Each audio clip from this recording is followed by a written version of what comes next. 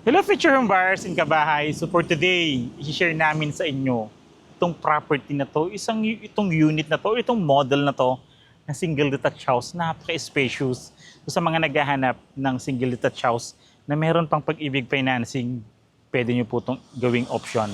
Wala po yung location, ang lapit sa mga nearby establishments like schools, food and dry market, church, and mga hospitals, even the mall, and the Calax. Napakalapit po ng community na to sa Calax. And kagandahan yan, may promo pa po tayo this month na 55-inch TV sa mga homebuyers na aabil ng unit na to. So mga future homebuyers ng kabahay, tara, sama-sama tayong mag-house tour.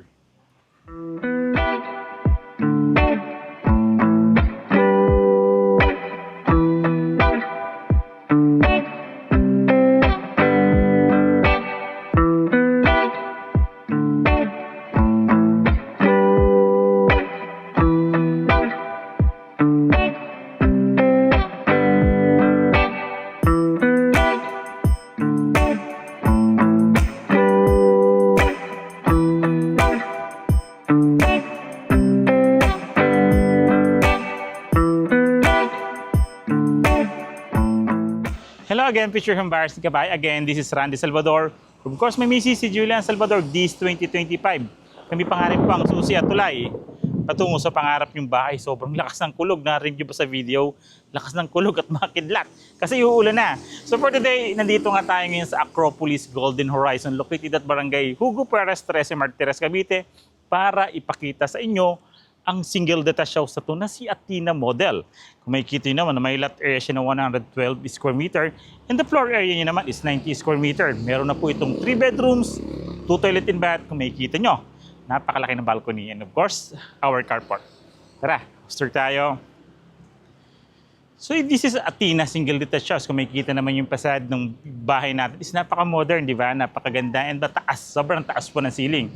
Ano bang maganda? One single detached house. May space tayo. Buong paligid ng bahay natin. So, well-ventilated, source of natural light. Maganda, one sa mga single detached house. Katulad dito, pakita namin sa inyo. So, this is our single detached house at Athena model. Meron tayong carport kasi nandun siya sa ilalim ng ating balcony. Sa space na to sa harapan, kung makikita nyo, dahil meron ka ng car garage, meron ka pang provision for our landscape garden. O mahilig ka magtanim, or marami kang for babies, pwede dito. Then check natin ang single detached house. So once we say single detached house nga, kung makikita nyo, yung bahay natin is nasa gitna siya ng buong bakuran natin. Ito po yan. So may space ka dito sa gilid, which is may bintana ka, may bintana, nakakasingaw, may hangin. Dito sa likod, may setback ka pa na 2 meters. Kung makikita yung setback dito sa 2 meters, kung may bedroom ka dito, kasi may bedroom one tayo rito sa baba, so pwede dyan, ventilated din yung bahay, di ba? Ikot tayo uli. So ito one thing sa mga ganda rito sa mga single detached house, kasi nga, well ventilated. Sa kilid naman natin, meron tayong 1 metro or 1 meter to 1.5 meters na provision dito sa gilid. Kagandahan yan, ang maganda rin po dito, kung makikita nyo, meron tayo ditong sliding door papunta rito sa space pa natin sa gilid. Di ba ang ganda one single detached house? Tara, balik tayo sa main entrance.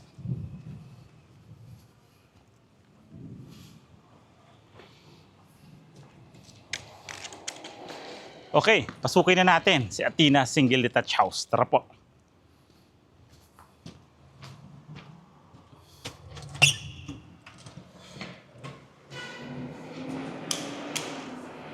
Ito na po si Athena single detached house. Actual turnover na po ito, deliverable unit na po ito ni Athena single detached house. 60 by 60 granite tiles. Ito yung magsisilbing pinaka-living area natin. Sa living area natin, napaka-spacious. Pwede tayo maglalagay ng sala set dyan. Pwede tayo maglagay dito ng ating TV console or dito sa side na to. It's up to you, mga future home buyers and kabahay. Sliding windows, mga bintana, malalaki. Estimate ko po, di ko po kasi dala yung panukat ko. Estimate ko mga nasa 120 to 140 cm yung size ng mga bintana natin. May mga outlets tayo dito. Then pagpasok natin, living area. Dito naman po, ating pinaka dining area, which is 6 seaters po ang nakalagay dito. Ang maganda dito, kung makikita nyo po kasi, ito yung pinaka dining area natin. Sa side na to, andito yung pinaka-sliding door naman natin or pinakalanay. Like for example, meron ka mga tanim dyan sa gilid, di ba sobrang relaxing pag kumakain tayo or nakatingin tayo dun sa salamin. Kasi nandyan yung mga halaman or mga tanim natin, di ba napakaganda, napakaliwalas. Dito naman located yung kitchen countertop natin. For our kitchen countertop, may kita yung naka-granite slab na yun yan, may stainless sink and faucet. Meron din tayo nakatapat na awning type window dito kung dito tayo magluluto. Pero dahil meron nga tayong service area, pwede pa natin siyang lipat doon sa likod para ma-maximize natin yung space natin dito. Tara po.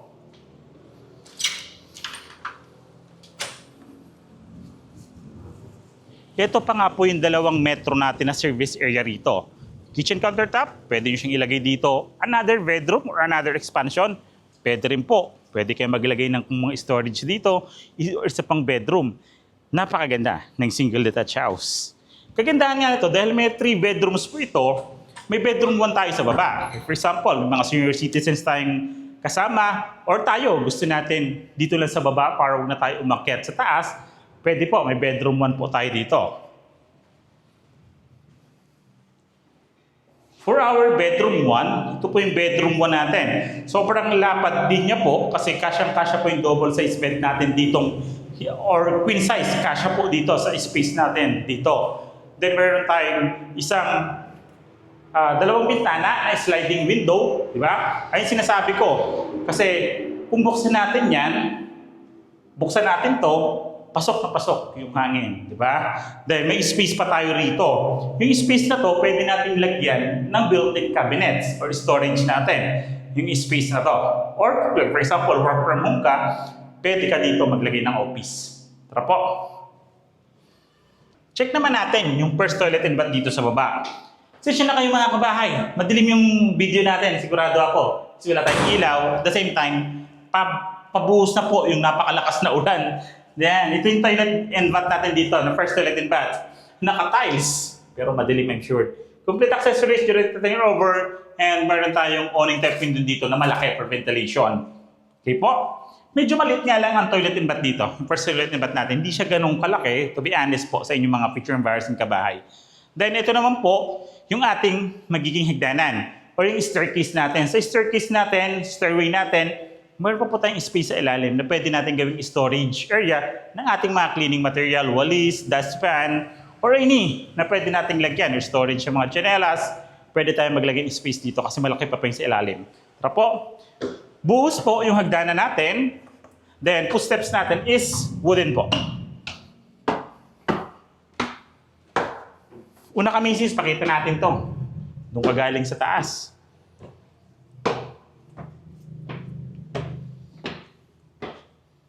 Okay po, ito po yan. Dito naman sa hagdanan natin, di rin po ganun kalaki ang hagdanan natin para di po kayo pag at least na-mention ko po sa inyo yung feedback ko dito. Yung hagdanan natin di siya ganun kalaki. Then, kung makikita nyo, meron po tayong glass dito na magsisilbing source of natural light natin yung sa tapat ng hagdanan. Then, itong sa ilalim is awning type window. So, yung magsisilbing ventilation naman. Or just in case, emergency exit, kaya lang medyo mataas. Okay po? Dito sa second floor, ito yung isa sa mga nagugustuhan ng mga home buyers dito kay Athena single at detached. Kasi pag-akit natin dito, aside from may living area tayo sa baba, may family room pa tayo rito na laki ng isang bedroom. Kung malaki ang pamilya natin, huwag natin gawing family room, gawin natin bedroom. Di ba? Para maging 4 bedroom tayo. Ang ganda. Katama, naglagay tayo ng sala set, table. Pwede tayo maglagay ng video okay dito. Diba? Family bonding natin every weekends or after work. Pwede. So this is our master's bedroom. Ito yung pinakamalaking bedroom natin dito. So this is our master's bedroom. Actually, pinakita ko na to before Yung sukat nito, sobrang laki niya. Queen size bed, kasyang-kasya, king size. May malaking espasyo pa tayo dun sa kabila. For our built-in cabinets or mga cabinets or another table. Pwede po. Mga outlets natin, nandiyan yan. Paglipat natin yung mga outlets natin, then kung makikita nyo, mga bintana natin, sliding windows and awning type, combination po siya. So napaka-aliwalas. Then meron tayong outlet dito. For our outlet, for window type aircon. Tara po. Then, yung partition naman natin dito is drywall or metal paring. So, kung gusto niyo pang baguhin yung size ng mga bedrooms natin, pwedeng-pwede. Hindi ko po pala nasabi. Ang turnover po dito sa second floor, wala po tayong tiles or vinyl. Sa baba lang po tayong merong tiles. So, binigay po kasi ni developer yung freedom to decide sa home buyer kung lalagyan nila ng tiles or vinyl. Okay po? Proceed tayo second, third bedroom. For our third bedroom, king size bed. Kasya rin po sa space natin dito. Meron tayong 3 outlets, including din po sa mga aircon natin, and may dalawang sliding windows na malalapad. Sa taas, kung makikita nyo po ito, yung space na yan, pwede siyang gawing storage area. Siya po kasi yung pinakaibabaw ng ating second toilet and bath dito sa second floor. Proceed tayo sa toilet and bath. This is our toilet and bath. Second toilet and bath. Complete accessories, naka-tiles, may ventilation awning type window. Nice, diba? May promo pa tayo. Then, check natin yung balcony. Ayan, buti hindi pa umuulan. Ayun, swerte. Mga picture embarrassing kabahay kasi di pa tayo inabutan ng ulan. Kita nyo, ang dilim na, ang kulimlim na.